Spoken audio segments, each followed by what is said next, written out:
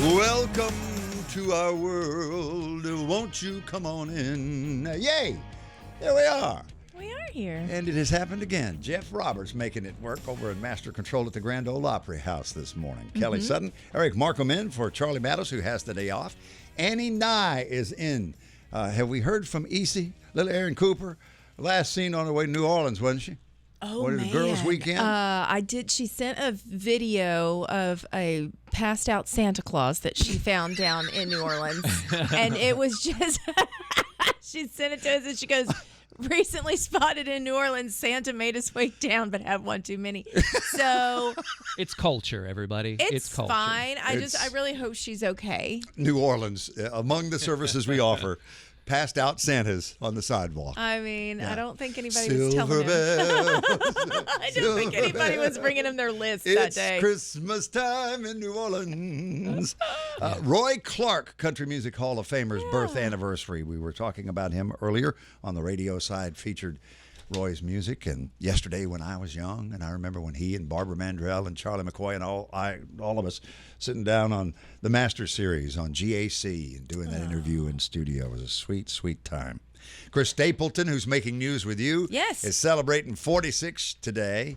Happy 46 birthday. years old. And boy, Scotty Scheffler. Eric, you're the golfer in the bunch. I mean, was it 2 out of 3 years now that he's won? Yeah. So he won in 2022. In 22, and then again this year. Yeah. And they started off. I mentioned it earlier. Augusta was living up to its name. Not just it wasn't a breezy. It was Augusta. The gust. Augusta. Yeah. Windy gusts. It was pretty crazy to watch. You know, Larry Gatlin went down there on opening day, like Wednesday, before. What is that? It's the par 3 tournament. Par 3. Thank you. And he and Randy Smith, who is Scotty's coach, are longtime friends, and he just adores Randy.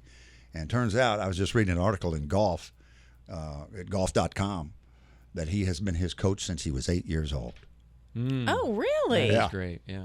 Oh, that's probably what I need a coach. I can throw the ball sometimes farther than I can hit it, occasionally. So. I can throw a club farther than I can hit the ball. That's a line right there.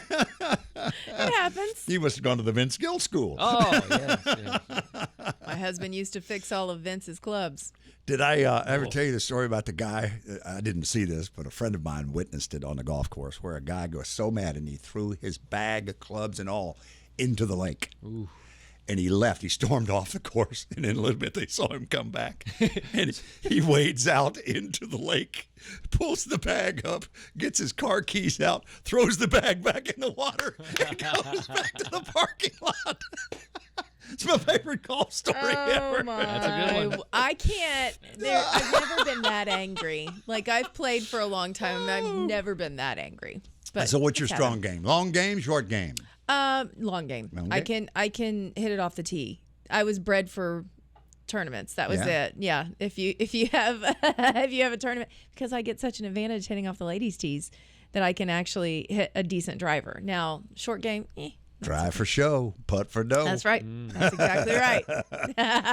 That was wonderful yesterday, whether you were watching or listening as you traveled, perhaps. Golf is interesting because I picked it up on the radio. I think the first time I've ever listened to golf on the radio. I can't. Mike Tirico was doing it and just did a terrific job. But you could just visualize. Did such a good job of just putting you there. It makes me go to sleep. Does it really? Yes. There's something on television. It's beautiful. Either way, it's so peaceful and so calming that I will always fall asleep. If Paul is watching, he was watching the Masters on every television, and he had his laptop open, so he had the live stream going, and we had it on the TV, and I heard it, and I was like, I was out. Nothing will make you wake up faster than somebody randomly yelling, "Get in the hole!" Well, now that comes yes, at you. yes, take the peace right out of it. It does. Vern Lundquist also, he had a history-making day, his 40th and last Masters as a broadcaster. Oh, that's so and sweet. Tiger apparently came over when he realized he was out of the money and shook his hand to say goodbye. That's really nice. Because he'd been there. I mean, as long as Tiger's been alive, there's been Vern Lundquist at the Masters. Right. So we used to go every year. So I've been probably 9 times, I think. And Paul's family all is from North Augusta. So they're all down there. And it is truly one of the most beautiful places on earth. It is stunning, especially during Masters with all the azaleas in bloom. So we are talking about Zac Brown dropping his pants. So from stunning to pantsless Zac Brown, we've got that story coming up. Do it again, Eric. Do pants on the ground for him one more time. Pants on the ground, looking like a fool with my pants on the ground. That's right. So it's coming flooding back right there. That thought hadn't come to me since it happened on American Idol the first time. How many years ago has that been? Oh, my gosh. And it was the first thing that popped into my head when you said Ages. that. This is Coffee, Country, and Cody. And here we are, just like Vince Gill and Paul Franklin going to do for you here in a little bit, together again on Coffee, Country, and Cody. 30th anniversary celebration. The 25th, we're doing some big doings at the Opry that night and celebrating all month long. And I got a billboard on I-65. Yes, you do. So, I had people coming up to me. It was so sweet at church yesterday going, I saw you on that billboard. Woo! I said, ain't nothing like driving along and seeing a 20-foot tall Bill Cody looking down at you. It's not even a mugshot. Could you imagine if they would have staged one and had your number and you'd be holding the number and the number would just be the date that you started here? Listen, probably circa 1972 to 74. Willie Nelson has T-shirts. You can go to his website with all this stuff he did with his 90th birthday celebration. Yes. All this merch. And he has a picture, and it's a mugshot. Yep. And his Willie front, Willie profile, and at the bottom it says, Dallas Jail. We should have done one for you. It just says WSM Jail and the date you started. Right. You're here. We're not letting you go. It's Hotel California. You can check in, but you can't leave. Never leave. You can never leave. Oh, man. Well, let me tell you, there's a lot happening in entertainment news this morning. Let's talk about Jelly Roll. He's not arrested again. He's been clean for a while, but he is getting sued, which doesn't surprise anybody. Once you see our friends start to reach a certain level, it always happens, right? You were mentioning, we said Lady A most famously, most recently being sued for their name, but there have been others in the past. Shenandoah went through an extremely long, drawn-out process over that name that they thought they had cleared. Sure. Their people had cleared, and there are lots of Shenandoahs out there, apparently. Well, apparently there's another Jelly Roll. He is a musician in Philadelphia, and the interesting thing is his name is one word, this musician in Philadelphia, Jelly Roll. Our friend Jelly Roll, Jason DeFord, he puts a little space in between. So it's Jelly space Roll. So Kurt Techinel is the name of the man, the other Jelly Roll. He says he has been performing at weddings, galas, and charity events in Philadelphia area under that name since 1980. And this is the important part, that he had it trademarked in 2010. So, did he have it trademarked as one word or two words? And does that make a difference? It's all semantics at this point. Well, as I said earlier, Derek Crownover is the king of intellectual properties in the law world in Nashville. So, I don't know if you're licensed in Pennsylvania, Hoss, but maybe you could get that done online. I bet it's less about the legalities and the small formalities and the fact that when somebody says, oh, I've got Jelly Roll playing my wedding, and the perception of who is going to be showing up now that Jelly Roll's rise to fame continues to grow, it makes it more difficult. They're saying that by using the name Jelly Roll is violating his trademark. The suit alleges that currently, if you Google the name, you get as many as 18 to 20 references of Jelly Roll that we know, the Need a Favor Jelly Roll, before any reference of the plaintiff's entertainment dance band known as Jelly Roll can be found. So basically, it's pushed him way down in the Google rankings, and he's not happy about it. What's going to happen? I don't know. We will find out. Speaking of Jelly, he is crushing it. You might remember he was kind of spurred on to do a 5K. So there's a 5K that's happening coming up in May. It's called Two Bears 5K. It's Bert Kreischer and Tom Segura. They're both comedians. They were talking about getting in shape. And he was listening, and Jelly Roll said, I'm there. 5K in May, I am there. Well, when you set yourself a goal, Well, and you make it public, you better achieve it. He says he's already down 70 pounds. He has been going hard at this, 2 to 3 miles a day, 4 to 6 days a week. He said, I'm doing 20 to 30 minutes in the sauna and 6 minutes in a cold plunge every day. Plus, I'm eating healthy right now. So he's already lost 70. He said his goal is to lose another 100 plus before he goes out on tour. What do you think the number one catalyst is for someone to lose weight, significant weight loss? Oh, it's all mental. Yeah, but what do you think puts you in that place? Maybe seeing somebody that you know who has had a health issue. You're kind of on the right track. Yeah, or having a health scare yourself. A picture. Oh. I read in an article that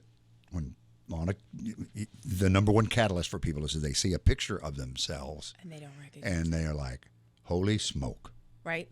That's what Charlie said. I Charlie gotta was do like, some- I saw a picture of myself. I got to get back walking I got to again. do something about me. Yeah. And that is the number one reason that people, and then of course, as we mentioned earlier, you set a goal. Yes. That also gives you inspiration to stick with it. He's going to be out later this summer. He's got Warren Zeiders out there with him and Alexander Kay. They're going to be on tour with him. So he said, if I feel this good now, I can't imagine how good I'm going to feel when I go out on tour. Able to leap tall buildings in a single bound. It's just a matter of time. Good. All good. All right. SNL happening this past weekend. Happy birthday, Chris Stapleton. What an amazing way to celebrate by being on Saturday Night Live for the third time. And not only as a musical guest, but also included into one of their skits. Take a look and listen to this. The song about get the man back, get the boy back. And he was the boy. And I think she got him back at the end. Also, little update, Chris Stapleton and Slash have a song together. I will play it for you coming up next in Headlines. All right. Well, is it Oh Well that they covered? Yes. I think. And back it in is the early Fleetwood days. Early Fleetwood Mac. Would you welcome James Talley, Bandits, Ballads, and Blues, and his book, Nashville City Blues, to Coffee, Country, and Cody. Over the years, Johnny Cash, Johnny Paycheck, Gene Clark, Alan Jackson, so many others have recorded the songs of our guest.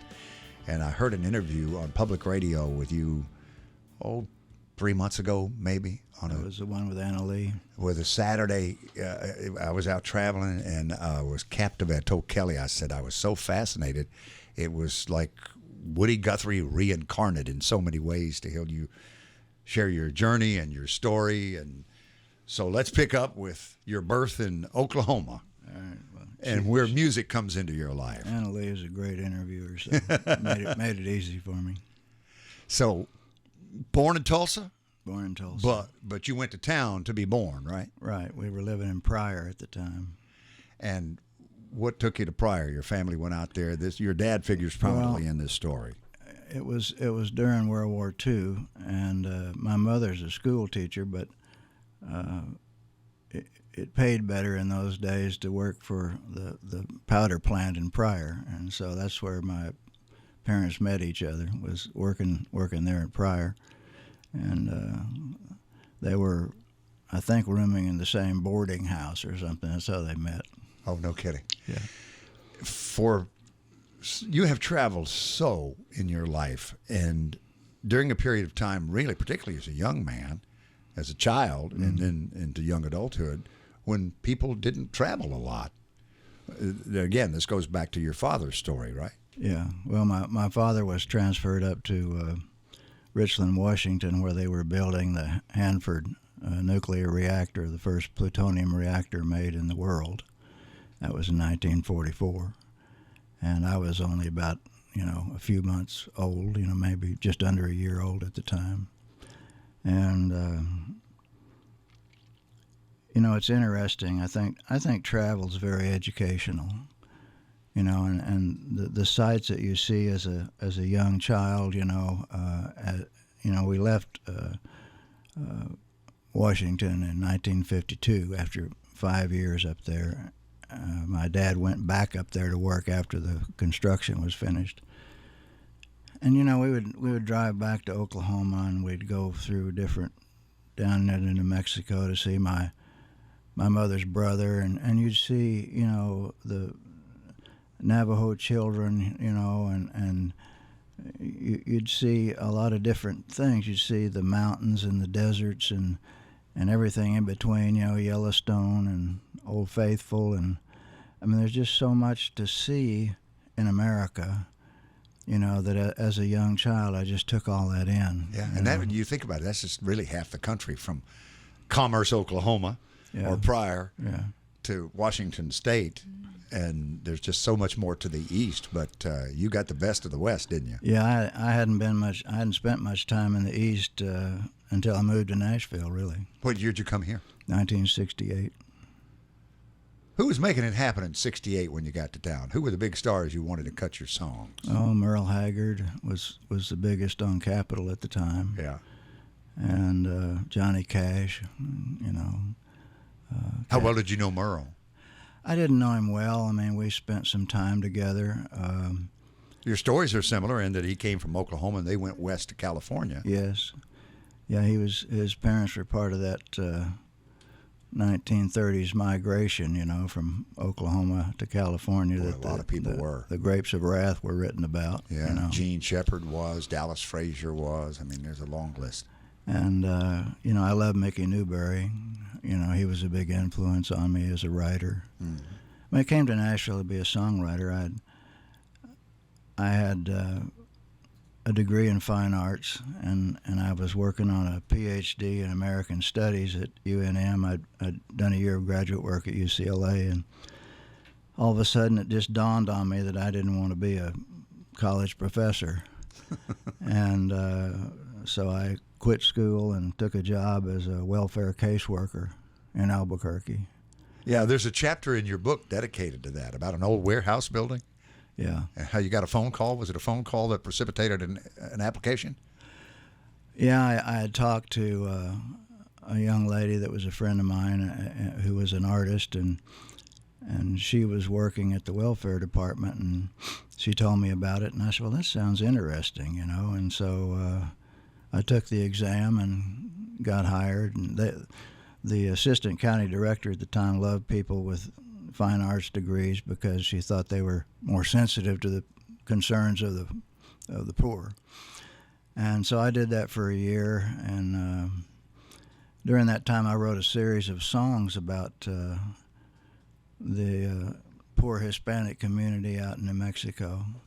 I came to Nashville and played them for some publishers. I remember I played them. Billy Ed Wheeler at the time was working at United Artists, and he said, well, I love these songs. He said, but I don't know what to do with them. I mean, he said, you need to sing these songs yourself. So I did finally get them recorded 20 years later. With Dave Pomeroy produced it with me, and it's called The Road to Torreon. How similar did you find your casework there in New Mexico with underprivileged folks and the singer-songwriter community in Nashville when you got here? Was it a help to have been a caseworker? Probably not. There are some similarities for a struggling singer-songwriter, right? Yeah. Well, I mean, I when I first moved here, I took the exam in Tennessee. I said, well, there's got to be poor people everywhere.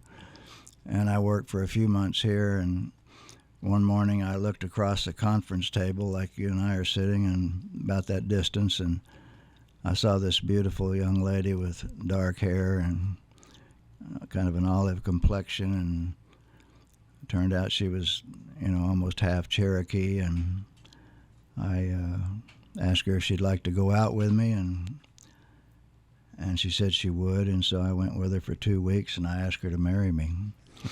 And she said, well, that's fine, but I'd like to, but don't you think we should wait a while? So we waited another 2 weeks. You're a fast mover. and we've James Talley's a closer. All right. We've been married 55 years. Congratulations. What's her name? Janice. James Talley's story. Give me a little quick setup. Don't tell too much because let the song do the pay it off. But the hanging of Black Jack Ketchum. Real life stuff or made up stuff? Real life stuff. Yeah. Where? Well, Black Jack Ketchum was a train robber in New Mexico around the turn of the century, and he was a desperado for sure. I mean, he didn't hesitate to shoot somebody or kill somebody or whatever, and he was buried in Clayton, New Mexico, and Clayton was where I spent my first night when I moved to Nashville. And so I went back through there years later, and the Eklund Hotel was there. And I told the guy at the Eklund Hotel, if you'd like, when I come through town, I'd be happy to do a free concert for you.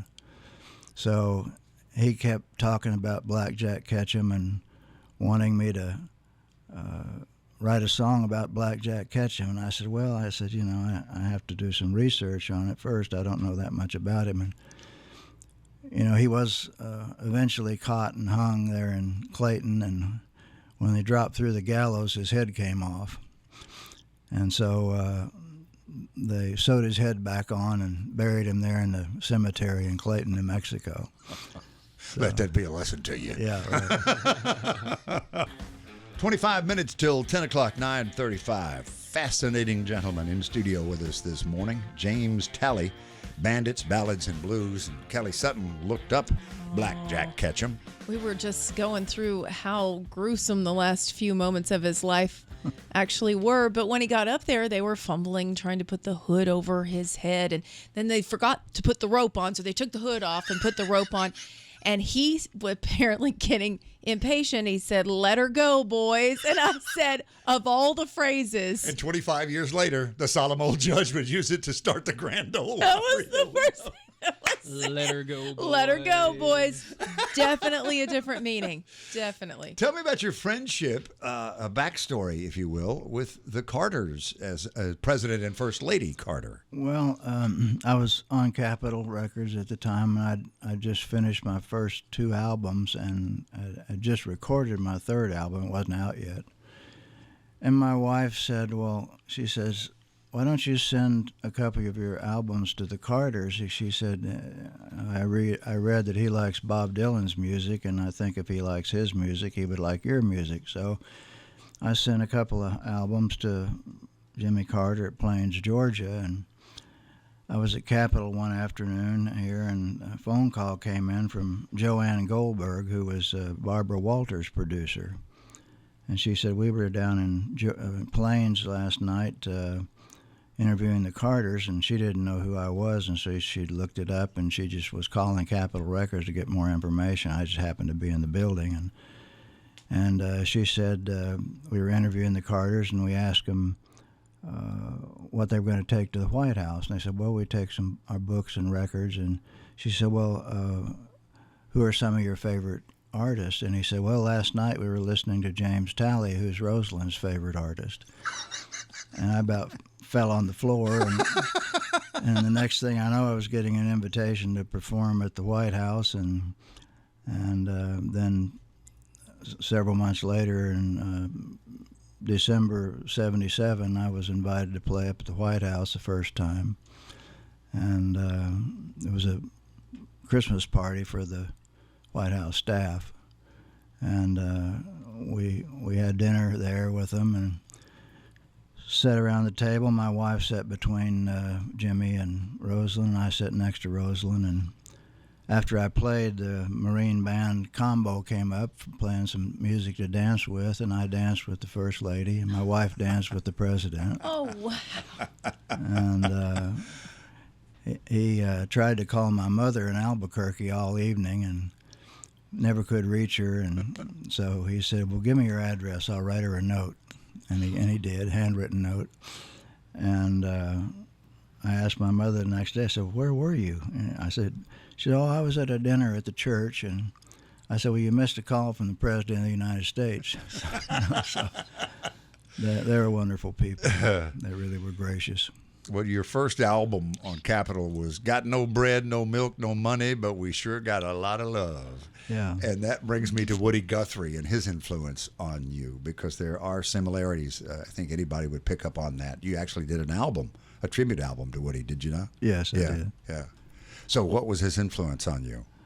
Well, I mean, I just loved his work, and when I was in high school, I listened to the Kingston Trio, and they recorded a number of his songs, and it seemed like his songs were the ones that stood out to me. Mm-hmm. And then I discovered that he was from Oklahoma, And he wrote a lot about the Depression in Oklahoma, and we were all from Oklahoma, and my mother had told me all these stories about the Depression and everything with her family. And so his songs just spoke to me, and I began to learn all of his songs, and I'd play them and everything, for people, and he was a huge influence on me. It really was. You ever heard Willis Allen Ramsey's tribute to him? No, I haven't. Called Boy from Oklahoma. I haven't heard it. No. Yeah, it's terrific. Named for and he gives the number. I forget where Woodrow Wilson fell with a Guthrie with a Wilson tack to the end. Woodrow Wilson Guthrie. Right. Yeah. Born in Okemah shoes with a Dust Bowl blues, he was a friend of the working man. Yeah, Okemah. I went through Okemah with Peter Gorelnik on a promotion tour. We went through there and went to the old house where he lived that had burned down, and got a piece of the foundation. It was a piece of sandstone about 3 inches long, and called it my Guthrie stone. Has it brought you good luck? Yeah, well, I would say still going strong at 80. James Talley, Bandits, Ballads, and Blues. The book, Nashville City Blues. You can link to everything at jamestalley, TALLEY.com. I've been looking forward to this. Thank you very much for getting up early and coming in. you're quite welcome. It's my pleasure. And we're going to close. You suggested we do You Always Look Good in Red. Mm-hmm. All right. Backstory on it? Needs a setup? Well, my wife always looks good in red. And you've been married again how long? 55 years. There you go. James Talley on Coffee, Country, and Cody.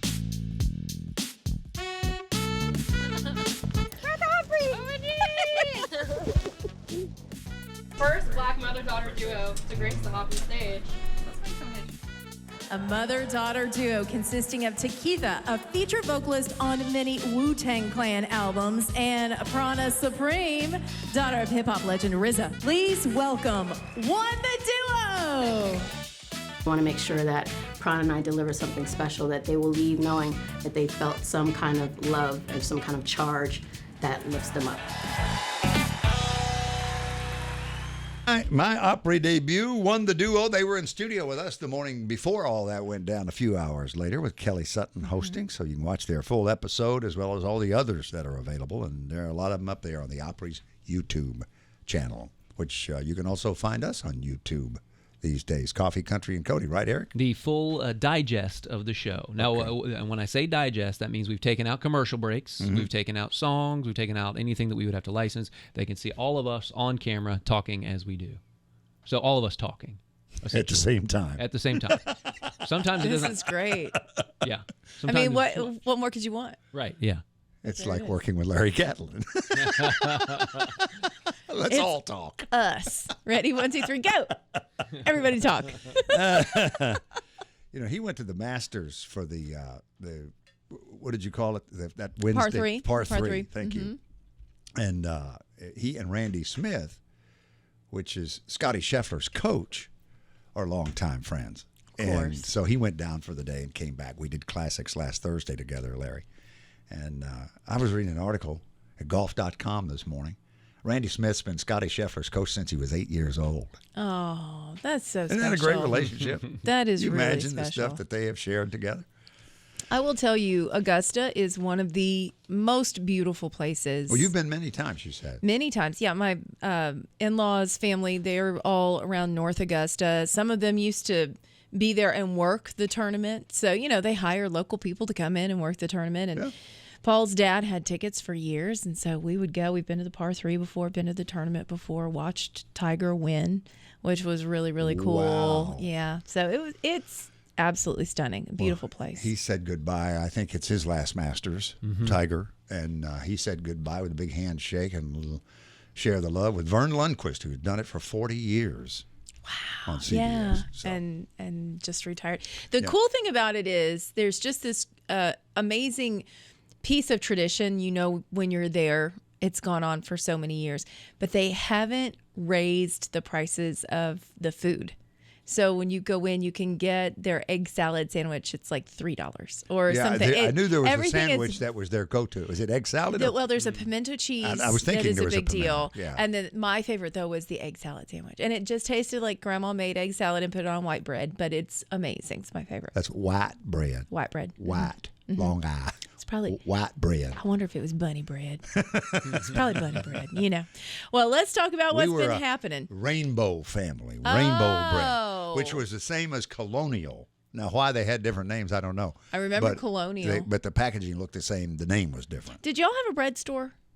We had a bread store, and I don't know if that was just a thing. Specifically, a bakery. This was a bread store. It was in Madison, and you would go there because it was like one of like almost like a little outlet, but one of the hubs where people would, all the trucks would come and get their bread and then take it out like a distribution spot. And they had some kind of weird collaboration with Peanuts. Remember, like Snoopy and Charlie Brown, and they were always somehow connected to the bread store. And I remember saving pennies and going in and paying for a Snoopy bank with pennies that I had saved at the bread store. I have no clue where that came from, but it was just a flashback memory. Do you still have the bank? Probably. My mom doesn't throw anything away. Okay. Are you kidding? Yeah. It would be at your mom's I'm house. sure it's there. I'm sure it's there. Well, let's talk about Chris Stapleton. He has a new song that is with a very unlikely character, although maybe not so unlikely because Carrie Underwood toured with Guns N' Roses. So we have some crossovers happening here. Slash is doing an album, and he tapped the one and only Chris Stapleton to be on a version of Fleetwood Mac's Oh Well. Somewhere, Carrie Marks, music director at the Grand Ole Opry, is going, I'm going to do it on the next show. I'm going to do it on the next show. Well, you know how much Chris loves to play, and he's an incredible player. Yeah, so I bet he was like either playing alongside him or just watching in awe. Hopefully, got to see him play it. I heard it all the way through one time, and the opening is, and I've got to assume it's Chris playing on acoustic guitar, yeah. playing that same lick that you heard, and then Slash comes in, and then Nice. they double up. I have to say happy birthday to Chris Stapleton, Yes, you do. by the way, 46 today. Incredible weekend for him. He was on Saturday Night Live. By the way, if you haven't had a chance to go back and listen to his performances on SNL, I didn't hear the first one. The second one, it's just him and a guitar. And I'm like, I watch SNL almost every weekend. I can't remember the last time they had a musical guest that was just them singing with a guitar. Period. Nothing, no more bells, no more whistles, no more disco balls or fog machines or anything. Just Chris on stage. Incredibly. Guess what I incredibly just well came done. across? What? His next gig is the 18th, which is about 3 days away. Mavis Staples' 85th All-Star Birthday Concert in Los Angeles. Oh, He is on the lineup. I met her. I got a chance to talk to her. She's amazing. I heard, Mavis Staples. Woo! I heard I'll take you there somewhere over the weekend in my coming and going. I thought that is as good an amazing. R&B performance as Love her. ever been recorded Love in the it. history of mankind. Okay, well, we're going from Mavis Staples to Zach Brown. He decided to drop his pants just in time for Jimmy Buffett. Excuse me? Yep, this is a tribute. It's a very unique tribute. He was actually, as a part of the Keep the Party Going, a tribute to Jimmy Buffett. It was happening at the Hollywood Bowl. That was Thursday night of last week. And in doing so, he took his pants off, but he had on some really cool shorts. So I know I made you think, what is happening here? He had on black shorts that said keep the party going on the shorts somewhere. So very cool. Of course. Thank you, Zach.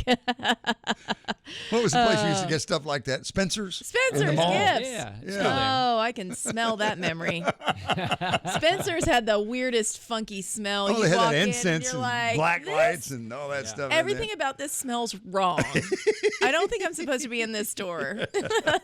Okay, Garth Brooks is going back to Las Vegas, everybody. Speaking of weird smells, Vegas is top of the list, and Garth loves it. He's going back to be a part of his one residency. It's going on again at Caesar's Palace, the Coliseum. You're going to be out there Yeah, on with Wednesday. Blake for the Old Red grand opening. It had the soft opening, but going to do it for real this time. It's +1 is the name of the residency. He's had a ton of shows out there already. He's got 40 more on tap for the rest of the year.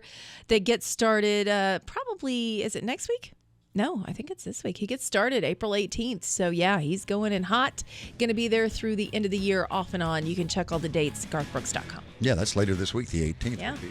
And take a break, come back, and tell you about some ticket-winning opportunities on tomorrow's Coffee, Country, and Cody 30th Anniversary Month on the show. Hey, as we wrap things up this morning, Coffee, Country, and Cody from our historic Magnolia Lobby studio here at Gaylord Opryland. We've been at this for a pretty good while now, coming up on 100 years here in 2025. Kelly, what you got tomorrow? Well, tomorrow we're talking more about one of our favorites that just got married, Connor Smith. Oh, yeah. Got hitched over the weekend. We'll show you the pictures. His mama fills in for you sometimes. She does. Yeah.